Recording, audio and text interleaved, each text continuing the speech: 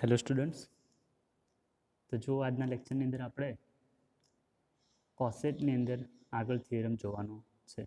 Okay, તો most IMP theorem છે. બે રિઝલ્ટ છે આની અંદર, રિઝલ્ટ નંબર 1 અને રિઝલ્ટ નંબર 2. તો આપણને H is a subgroup of G આપેલું છે. Let H is a subgroup of G. Any two right cosets of H in G are either disjoint or identical.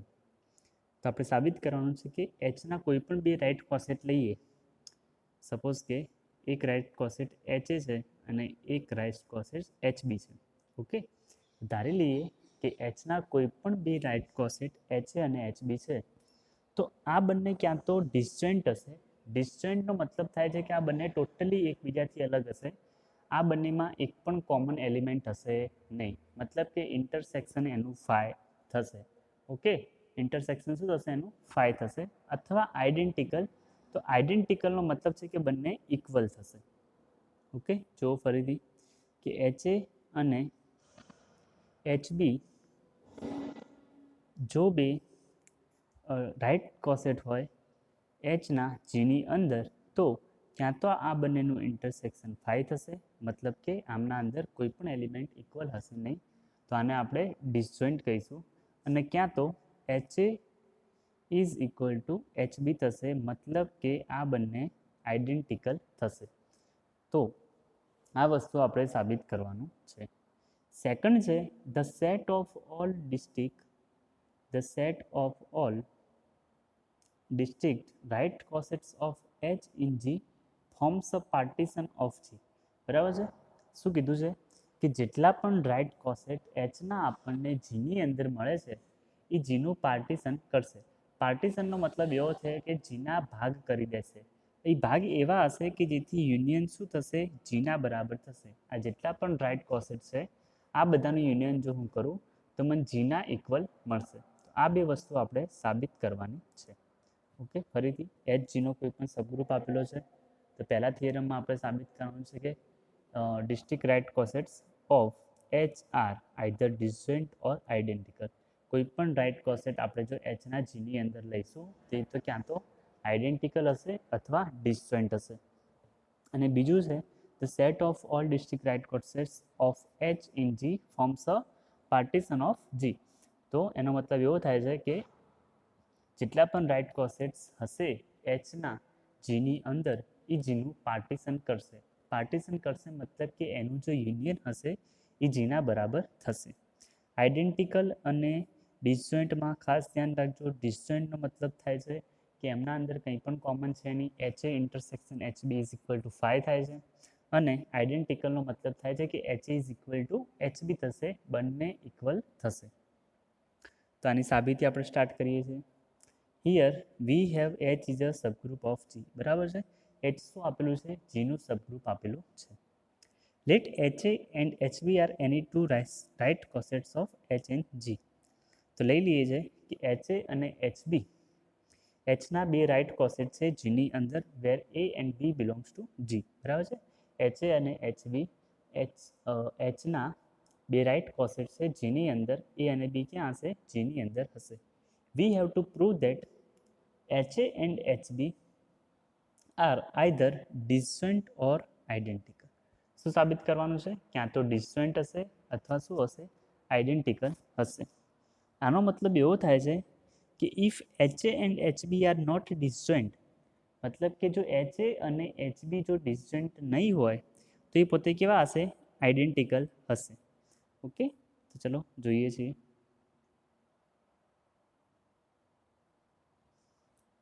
To prove that if HA and HB are not disjoint, they must be identical. આપણે લઈએ છીએ કે HA અને HB disjoint નથી, તો HA is equal to HB થવું જોઈએ. Okay, જો ફર્સ્ટ પાર્ટની અંદર આપણે ધારી લઈએ છીએ કે HA અને HB ડિસજોઇન્ટ ના હોય. ડિસજોઇન્ટ ના હોય મતલબ કે આની અંદર અમુક એલિમેન્ટ કોમન હશે. ઓકે, તો ઇન્ટરસેક્શન શું મળશે, નોટ ઇક્વલ ટુ ફાય થશે. જો ડિસજોઇન્ટ ન હોય મતલબ કે એમનું intersection not equal to phi હોય, તો આવા કેસની અંદર આપણે સાબિત કરીશું કે આ બંને ઇક્વલ છે. એચ એ અને એચ બી એકબીજાના કેવા છે, ઇક્વલ છે. હવે HA અને HB એકબીજાના ઇક્વલ છે એવું સાબિત કરવા માટે આપણે પ્રૂવ કરવું પડે કે HA is subset of HB, okay, and HB is subset of HA. તો ચલો જોઈએ છીએ. Let HA intersection HB is not equal to 5. HA અને HB નું ઇન્ટરસેક્શન 5 થતું નથી. જો HA અને HB નું ઇન્ટરસેક્શન 5 ન થતું હોય તો મતલબ કે એમના અંદર એક એલિમેન્ટ કોમન છે. ધારી લઈએ કે there exists M belongs to G such that M belongs to HA intersection HB. બરાબર છે. HA intersection HB not equal to 5 છે, મતલબ કે એક એલિમેન્ટ કોમન છે. તો ધારી લઈએ કે M એવો એલિમેન્ટ છે કે જે HA intersection HB ની અંદર આવેલો છે. તો there exists M belongs to G such that M belongs to HA intersection HB. તો માટે ઇન્ટરસેક્શનમાં છે તો એમ એચએમાં પણ હશે અને એમ એચબીની અંદર પણ હશે. ઓકે, એમ ક્યાં છે? HA ઇન્ટરસેક્શન HBની અંદર છે. તો આનો મતલબ એવો થશે કે એમ HAમાં પણ હશે અને એમ HBની અંદર પણ હશે. અહીંયા લખેલું છે કે M belongs to HA and M belongs to HB. હવે M belongs to HA છે. Okay, M belongs to HA. HA માં કેવા એલિમેન્ટ હોય છે એ આપણને ખબર છે કે HA ઇઝ ઇક્વલ ટુ આપણે HA where H belongs to capital H લખીએ છીએ. તો M હવે ક્યાં છે? HAમાં છે. તો M કેવા પ્રકારનો હશે? આ પ્રકારનો હશે. M is equal to H1 into એ પ્રકારનો હશે, જ્યાં H1 ક્યાં હશે? Hની અંદર હશે. ઓકે, તો આપણે જો અહીંયા આગળ લખેલું છે કે if M belongs to HA implies M is equal to H1A for some H1 belongs to capital H. Okay, એ જ રીતે if M belongs to HB M is equal to H2B for some H2 belongs to capital H. Okay, તો અહીંયા આગળ આપણને આ બે વસ્તુ મળશે કે M is equal to H1A થશે અને M is equal to H2A થશે. તો M is equal to H1A હોવાથી અને M is equal to H2A હોવાથી H1A is equal to H2A થશે, sorry H2B. Okay, M is equal to H1A હોવાથી અને M is equal to H2B હોવાથી H1 is equal to H2B થશે. અહીંયા આગળ લખેલું છે કે M is equal to H1A is equal to H2B. તો માટે H1A is equal to H2B આપણને મળશે. ક્લિયર છે બધાને કે H1A is equal to H2B થશે. હવે આપણે શું કરીએ છીએ તો બંને બાજુ H1 ઇન્વર્સ વડે મલ્ટીપ્લાય કરીએ છીએ. Okay, multiplying both sides by H1 inverse. આ જે રિઝલ્ટ છે અહીંયા આગળ H1A is equal to H2B અને H1 ઇન્વર્સ વડે આપણે મલ્ટીપ્લાય કરીએ છીએ તો આપણને મળશે H1 ઇન્વર્સ કાઉન્સમાં H1A is equal to H1 inverse કાઉન્સમાં H2B. આને બંનેને આપણે ભેગા કરી શકીએ છીએ, કારણ આપી શકીએ કે એસોસિએટિવ પ્રોપર્ટી. બરાબર છે, એસોસિએટિવ પ્રોપર્ટીના લીધે અહીંયા આગળ H1 ઇન્વર્સ ઇન્ટુ H1 લખી શકીએ છીએ અને H2 ઇન્ટુ H1 ઇન્વર્સ લખી શકીએ છીએ. તો આપણને H1 અને H1 ઇન્વર્સ કેન્સલ થઈ જશે તો A ઇઝ ઇક્વલ ટુ મળશે H2 into H1 inverse into B. Okay, તો માટે A ઇઝ ઇક્વલ ટુ થશે H2 into H1 inverse B. જો ફરીથી આપણે સાબિત કરવું છે કે HA intersection HB not equal to 5 હોય તો બંને આઈડેન્ટિકલ થવા જોઈએ. તો આપણે ધારી લઈએ છીએ કે આ બંને નોટ ઇક્વલ ટુ 5 છે. ઓકે, સાબિત કરીશું કે બંને આઈડેન્ટિકલ છે. તો આપણે નોટ ઇક્વલ ટુ 5 હોવાના લીધે એક એલિમેન્ટ મળશે જે બંનેમાં કોમન હશે. માટે M belongs to HA intersection HB. Okay, ઇન્ટરસેક્શનમાં છે મતલબ કે HAમાં પણ હશે અને HBમાં પણ હશે. M HAમાં હોવાથી M is equal two H1A લખી શકાય અને M H2માં હોવાથી HBમાં હોવાથી M is equal two H2B લખી શકાશે. તો માટે M ઇઝ ઇક્વલ ટુ થશે H1A is equal two H2B. તો માટે H1A is equal two H2B થાય છે. હવે આપણે બંને બાજુ H1 ઇન્વર્સ વડે મલ્ટીપ્લાય કરીએ છીએ. તો H1 ઇન્વર્સ અને H1 ઇન્વર્સ વડે મલ્ટીપ્લાય કર્યું છે. આ H1 ઇન્વર્સ અને H1 કેન્સલ થઈ જશે. એને આપણે કરતા બનાવીશું તો આપણને મળશે H2 into H1 inverse B. Okay, હવે જુઓ આ જે રિઝલ્ટ છે A is equal two H2 H inverse B. આને આપણે B ઇન્વર્સ વડે મલ્ટીપ્લાય કરીએ છીએ. કોના વડે મલ્ટીપ્લાય કરીએ છીએ? B ઇન્વર્સ વડે મલ્ટીપ્લાય કરીએ છીએ. તો જુઓ B ઇન્વર્સ વડે મલ્ટીપ્લાય કરવાથી આપણને મળે છે AB inverse is equal two H2 H1 inverse into BB inverse. Okay, AB inverse is equal two મળશે H2 H1 inverse into BB inverse. તો AB inverse is equal two થશે H2 into H1 inverse. શું થશે? AB inverse is equal two થશે H2 into H1 inverse. હવે જુઓ H2 આપણી પાસે કેપિટલ Hમાં હતા, H1 પણ આપણે કેપિટલ Hમાં છે. H પોતે સબગ્રુપ છે તો H1 નો ઇન્વર્સ પણ ક્યાં મળશે આપણને? Hમાં મળશે. ઓકે, તો H1 ઇન્વર્સ Hમાં હશે, H2 પણ Hની અંદર હશે. H પોતે ગ્રુપ હોવાથી આ બંનેનો જે ગુણાકાર છે H2 ઇન્ટુ H1 ઇન્વર્સ એ ક્યાં જશે? Hની અંદર જશે.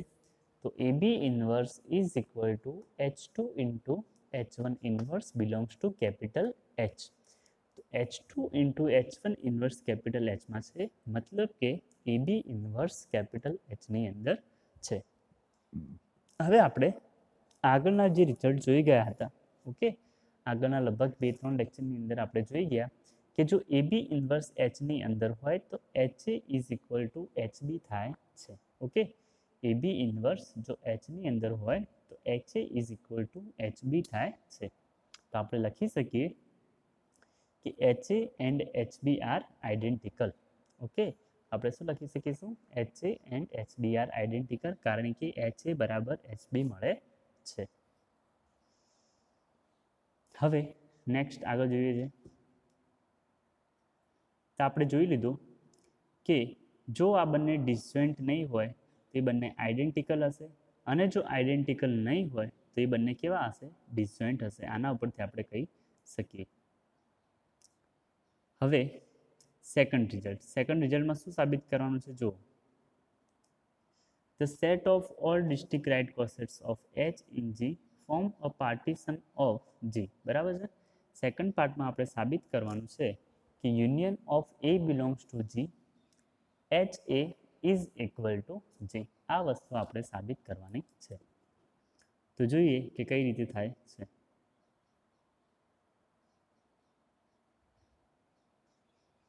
We show that union of A belongs to G, HA is equal to G. આ વસ્તુ આપણે સાબિત કરવાનું છે. તો આની અંદર બે વસ્તુ સાબિત કરવું પડશે. First, we have to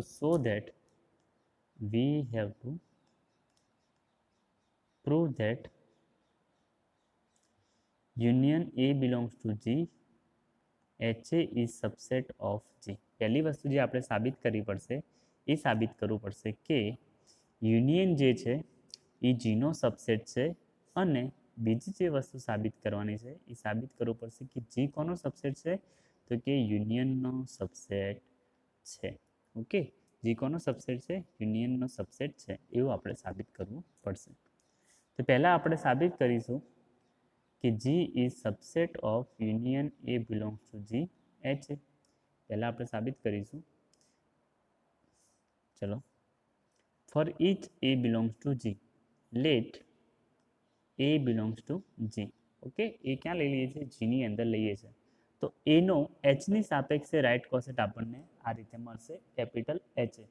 okay, તો કેપિટલ HA હંમેશા જીનો સબસેટ હોય છે. જો કેપિટલ HA નું સૂત્ર શું થાય છે? HA, બરાબર છે, વેર H belongs to capital H. તો આ જે સ્મોલ h છે એ કેપિટલ H નો એલિમેન્ટ છે, અને એ કોનો એલિમેન્ટ છે? જીનો એલિમેન્ટ છે. તો H, small h belongs to capital H છે. કેપિટલ H કોનો સબસેટ છે? જીનો સબસેટ છે. મતલબ કે જો H કેપિટલ Hમાં હશે તો ક્યાં હશે? જીની અંદર પણ હશે. તો H જીનો એલિમેન્ટ છે. એ પણ કોનો એલિમેન્ટ છે? જીનો એલિમેન્ટ છે. તો આ જે એલિમેન્ટ હશે એચ ઇન્ટુ એ કોની અંદર જશે? જીની અંદર જશે. મતલબ કે આ સેટની અંદર આ સેટમાં આવેલા દરેક એલિમેન્ટ જીની અંદર છે. તો આપણે લખી શકીએ કે H is subset of G. બરાબર છે? For every a belongs to G. બરાબર છે? જીની અંદર આ જેટલા પણ એ છે એ બધા જ એ માટે જે એચ આપણને મળે છે એ જીનો સબસેટ થાય છે. તો આનો મતલબ એમ થયું કે આનો જો યુનિયન કરીશું તો પણ શું થશે? જીનો સબસેટ થશે. તો union of A belongs to G, H A is subset of G આપણને મળશે. ઓકે, સારું. ચલો હવે નેક્સ્ટ જોઈએ છે. તો એક ભાગ પૂરો થઈ ગયો છે. હવે જીને આપણે યુનિયનનો સબસેટ બતાવીશું. તો જો let any element x belongs to G. ધારી લઈએ છીએ કે કોઈ પણ એક્સ જીની અંદર આવેલો છે. જો એક્સ જીની અંદર આવેલો હોય તો એક્સ એચએક્સની અંદર પણ આવેલો હશે. આપણે જોઈ ગયા હતા રિઝલ્ટમાં કે એ બિલોંગ્સ ટુ એચ એ હંમેશા એચ એની અંદર હોય. તો એક્સ જો જીમાં હોય તો એક્સ એચએક્સમાં પણ હશે. ઓકે, હવે એક્સ એચએક્સમાં છે. એચએક્સ એટલે શું? તો આવા જેટલા પણ બને છે એ બધા જ એ બિલોંગ્સ ટુ સી માટેનો. તો x belongs two HX. HX શું છે? તો આવા જેટલા પણ એચ હોય એનું જો યુનિયન કરીએ તો એ સબસેટ થશે. તો HX is subset of HX is subset of union of A belongs to G H. X ક્યાં હતો? HX માં છે. HX આનો સબસેટ છે. તો લખી શકાય કે X belongs to union of A belongs to G H. હવે આપણે એક X Gની અંદર લીધો હતો. આવા જેટલા પણ એલિમેન્ટ છે એ બધા જ એલિમેન્ટ યુનિયનના સબસેટમાં જશે. તો મતલબ કે if X belongs to G, X belongs to union, મતલબ કે જીના બધા જ એલિમેન્ટ યુનિયનમાં છે તો G is subset of union થશે. તો ફ્રોમ 1 and 2 આપણે કહી શકીએ કે union is equal two G. મતલબ કે જેટલા પણ રાઇટ કોસેટ છે એચના જીની અંદર એ બધાનો યુનિયન કરીએ તો આપણને જી મળે છે. ઓકે, આજના માટે આટલું. Thank you.